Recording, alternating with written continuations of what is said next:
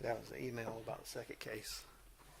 Okay, with it being 2 p.m., let's go ahead and call the City Design Review Board meeting to order.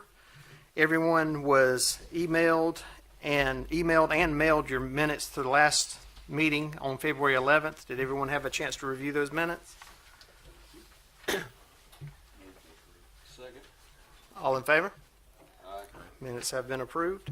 Our first case for hearing today is case DRB 2026-06 is a request for a certificate of appropriateness to install internally illuminated monument and wall signs at 726 South Irby Street, identified as Florence County Tax Map Number 90089-02-024 in the D1 Redevelopment Overlay District and ISCOD Irby Street Corridor Overlay District. Staff? Good afternoon. The applicants are seeking this certificate of appropriateness to replace the Walgreens signage, both wall and monument signage for MUSC. They've taken over this building and they're going to be developing an imaging center there, so of course they need to change out the signage. It will also be internally illuminated just as the Walgreens signage was. And then they're also planning to paint the building white with blue trim, which we could approve administratively, but we just brought it all together. So it is located at the very edge of all of the districts at the corner of Cherokee and South Irby Streets. And it is zoned commercial general. And this is a rendering of what the building will look like once it's painted, and then with the signage on the walls. And they'll be in exactly the same places that the Walgreens had their wall signs. And then they'll just replace the monument sign with a 6.5 foot tall one as well, 5.5. So it falls within the requirements, size limitations of the commercial general district. So from a zoning standpoint, they totally comply with the Unified Development Ordinance. So here's what it looks like currently, and the signs will go where those lighter squares are. So that concludes staff's report. Okay. Does anyone have any questions of staff? Anyone here to speak on the matter? Okay, we'll go in and close the case and open it up for discussion or a motion. Elaine, the white that's on the building, is it just pure white, or does it have like grayish undertones in it? I believe the applicant is here. I can speak on the applicant. I can get you the exact color white. I don't know off the top of my head. I don't know if it's, I don't think it's been spec'd yet, but it does have, it's supposed to be a little more gray undertone than the trim. The building trim on top of the building, it's the same existing building line. We're going to paint that a new pure white as shown, with a lighter undertone for the building itself. And my primary reason for asking that is just, I guess I hadn't seen any of the MUSC buildings in Florence with the pure white look. You know, most of them have that sort of grayish tint, you know, in the building itself. Yeah. And I guess if it's like all white, it just looks very beachy, You're correct. coastal. The rendering does not do justice. It does have the MEC standard undertones. That's going to be going for. It's their typical brand imaging for how their freestanding buildings look. So, yeah, the rendering does not show justice to that nature, but it does match existing MEC facilities throughout the state, that is. Okay.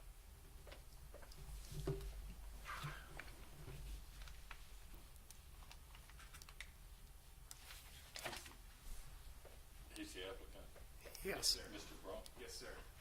And you're the Keith Corporation? Yes, sir. Okay, if you can, Oh, sorry. Yeah. you just approach the podium and just state your name and then, Can everyone hear me? yep. Lucas Braun. I'm with the Keith Corporation. We are developing this for MUSC.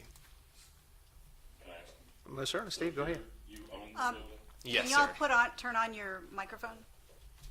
So you own the building? Yes, sir. Property. You're leasing it to MUSC? Yes, sir. Okay. And I guess the color that Dr. Keith mentioned, is that in the application how it's going to be? Or I don't think it's specified. As shown on the application, yes, sir. okay.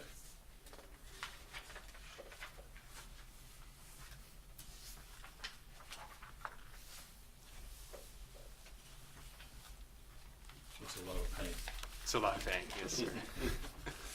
But I think it's going to be a good addition to the downtown corridor there, I believe. We believe so too, sir. So, Elaine, is there any issue with the sign being outside of the ordinance, or is it just because of what it is that came before the board? The only reason it came before the board was because it's internally illuminated, and those are automatically required to come to you. Okay. And the Walgreens previously had it. Yes. Yes, sir. Same, okay. So it was already illuminated anyway. And we're talking about both signs on the building and at the street, or both? That's correct, internally yes. illuminated? Okay.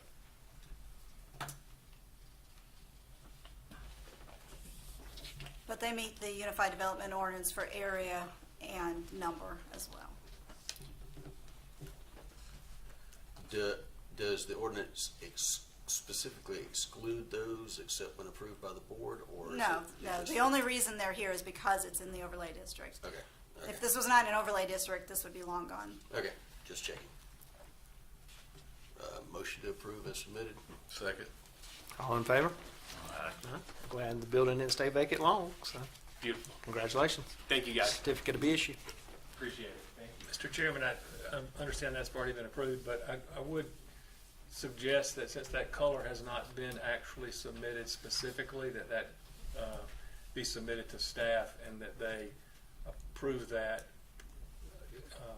administratively prior to moving forward. I would agree with that. Okay, I couldn't amend the motion to include that, please. If it's so I understand the process. If I can get Elaine the specific color, then she can give me the certificate of Without appropriateness. coming back through. Without coming back. Correct. Good deal. Thank you, guys. Thank you. Thank you. Our second case today is case DRB 2026-07. It's a request for a certificate of appropriateness to install vinyl siding at 308 McLeod Street, identified as Florence County Tax Map Number 90076-04-017 in the D4 Timrod Park Overlay District. Staff? All right. The applicant is seeking a certificate of appropriateness to replace the existing siding on a duplex located at 308 McLeod Street. It's zoned NC 6.2, which does permit duplexes. And he's also seeking to install a dividing wall on the front porch to provide privacy to the two units, and he's updating the porch colors. And then a soffit is being installed over the rafter tails of the roof as well. We noticed that the work was partially done. It was purchased back in November, so it has a new owner who was unaware of it being in the overlay district. But it's here on the south side of McLeod Street, and it's on the edge of the residential district, backs up to the commercial district along South Coit Street. But that whole area is in an overlay district. I think it's on the edge of the Timrod Park District, but the part along Coit Street is also in the D1 overlay district. So this is the floor plan, and then the inspiration porch, he said that the columns will remain white, but the railings will be black, and the floor of the porch will be black. And then, as you can see on the floor plan, where they've located the dividing wall for the porch. And that's to give privacy to each of the two entrances to the two different units, and then to provide privacy when people are sitting on the porch. These are the original conditions. It had that lattice work on the railings and the wood siding. And these are the current conditions of the front of the house. It does have the wall partially constructed behind one of the columns. And then the floor has been painted black already, and the siding has been placed on the side of this one side of the house, and then everything else will be painted the white as well. So the downtown design standards, they do not give specific cladding standards for renovation of existing houses. For reference, replacement of wood windows, the vinyl windows may be approved by the board. They do require board approval for vinyl siding on new construction to make sure it's compatible with the building and the neighborhood. And a number of houses on this block do appear to have vinyl siding.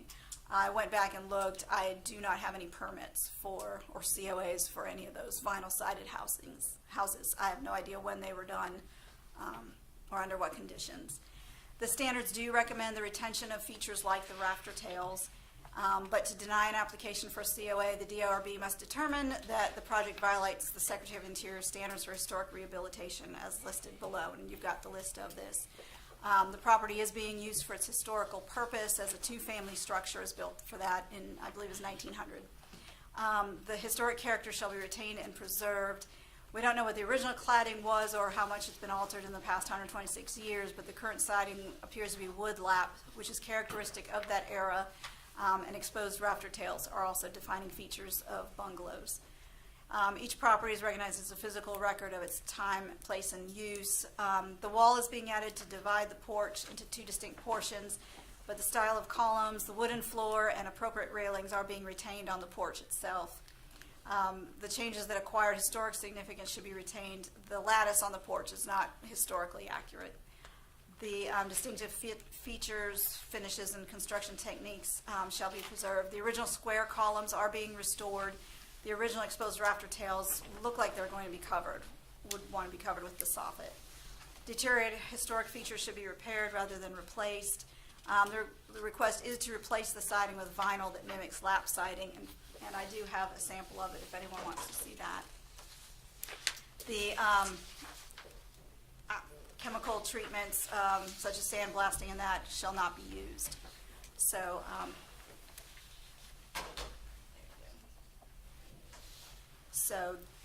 that concludes staff's report.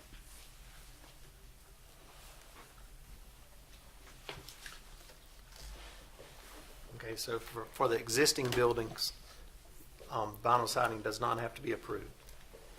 It's, what it says about cladding on new ones, it just says that,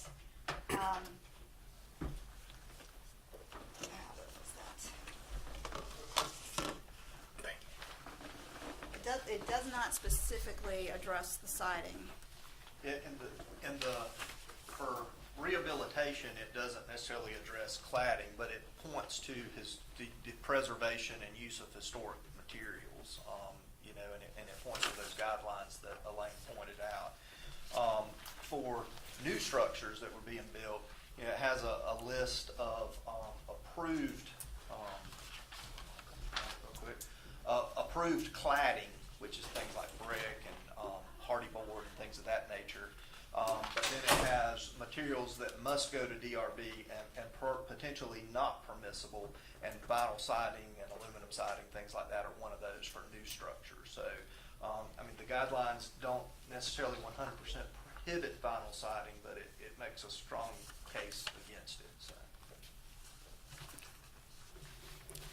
Anyone have any other questions of staff?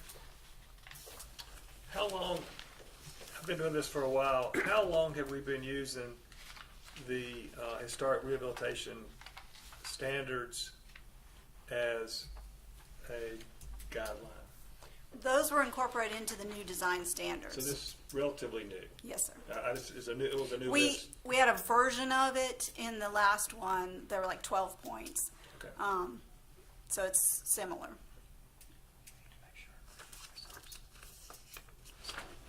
Oh, yes, I'm sorry, I did forget. I did receive an email this week from a resident of Timrod Park, and you do have a copy of it with you, and I do need to, I'm not going to read the whole thing, but I do want to enter that into the record. And he was expressing concerns with the dividing of the front porch and installing the vinyl siding. Does the guidelines specifically say anything about split porches? The only thing I saw about that was it says enclosing porches or balconies on primary elevations, altering front porches to reorient entrances, or enclosing side porches or balconies is not recommended. Okay. Was the house originally a duplex when it was built? Yes, it was built as a two-family, Okay. according to the property card. Okay, anyone have any other questions of staff? Okay, having none. Anyone here to speak on the matter? If so, approach the podium and state your name, please. I'm Monica Lamastus, and my home is not far from that property. They've already done a lot in the past year or so to clean up brush and just clean up the lot in general. At this particular point in time, there are no derelict or abandoned homes on that block, and there are plenty of others on other blocks. I see no objection to this vinyl siding. There's so many other structures in that area, close to and around that one, that have vinyl structure. I would have a difficult time saying, no, you can't do that. It would be a big improvement. The lot beside it is vacant, so the side of that home is very visible from the street. I see it as a big improvement to that block. Thank you, Thank Ms. you. Monica. Anyone have any questions for her? Okay. Anyone else here to speak on the matter? Yeah, please approach the podium and state your name.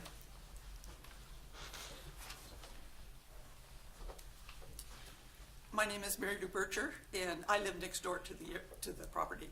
And I'm in agreement with her that what they've done so far, and it hasn't been very much, but they've cleaned everything up, and the siding that they've got on there looks great.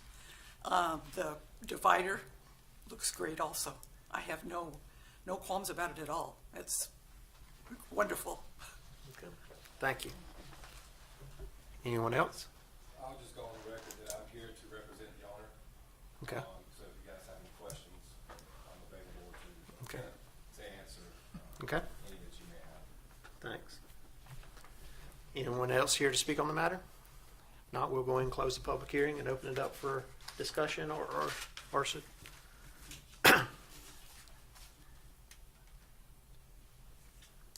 yes. As it relates to the architectural details that they seem to be concerned about, the rafter and the rafter tails, do you have any information about that? Yes, ma'am. Well, the house is 120. I'm sorry, Yeah. can you go up to the, I'm sorry.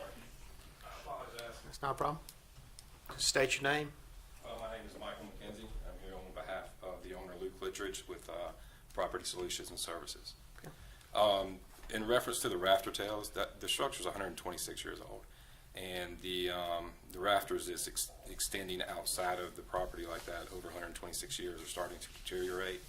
And at this time, we just felt it best that to protect them and preserve them for the longevity of the house and the structure, that it's best to just box them in. There's 11 properties on that street.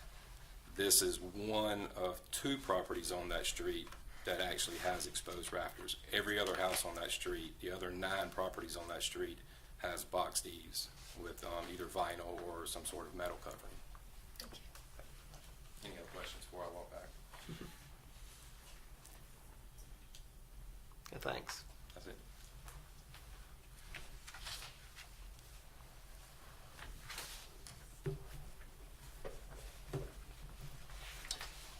Have a little 2 cents as usual. I think that the overlay district, the intention of the Timberline overlay district is to protect the scale, the integrity, architecture, and everything else that makes that neighborhood unique. However, I think that over the course of time, I think that there have been a lot of kind of breaches to a very strict historic interpretation and implementation of the what we would consider kind of historic guidelines. So, in my opinion, it would be punitive to sort of zero in on a specific project when there are many people who are going in and doing vinyl windows, vinyl siding, vinyl soffits without DRB's approval.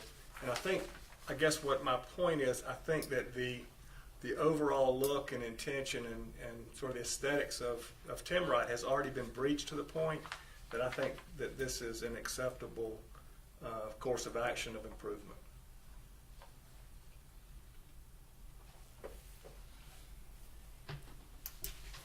That's my 2 cents. Okay. One thing, this would set precedent, correct?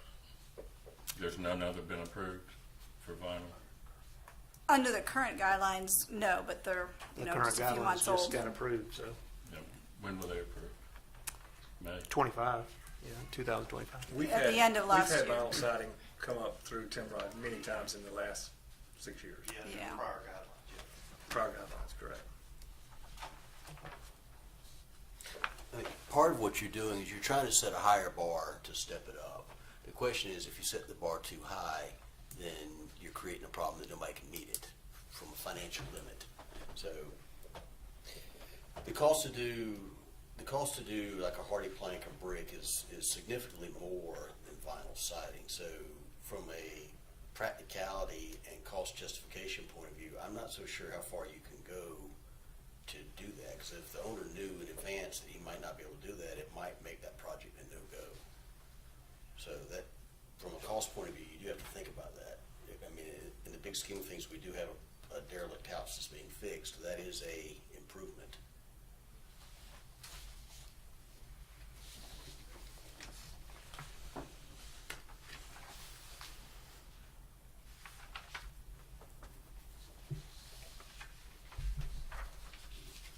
Yeah, all concerns being heard, does anyone have a motion they'd like to present? I think with the condition of this property where it is now, after him starting, that it probably is at a point where it needs to be continued to be completed. I don't think this is something that's going to be a guide for future properties as much as the condition of this property is what I'm looking at. I agree with Steve to a certain extent. I also am very much against people coming in and getting design approval on a half-baked cake, that they've got caught taking a tree down, or they got caught doing window replacement or vinyl siding replacement or any kind of architectural improvement. You know, I have stressed many times that we should not encourage people to not go through the proper channels. And I think that personally, I don't think that the fact that this is partially completed, that it should render their case more favorable, because what they've done is moved forward, whether they knew they were or not. They moved forward outside of the proper protocol. But having said that, if they came in at the very beginning with this same solution, I would have looked at it favorably.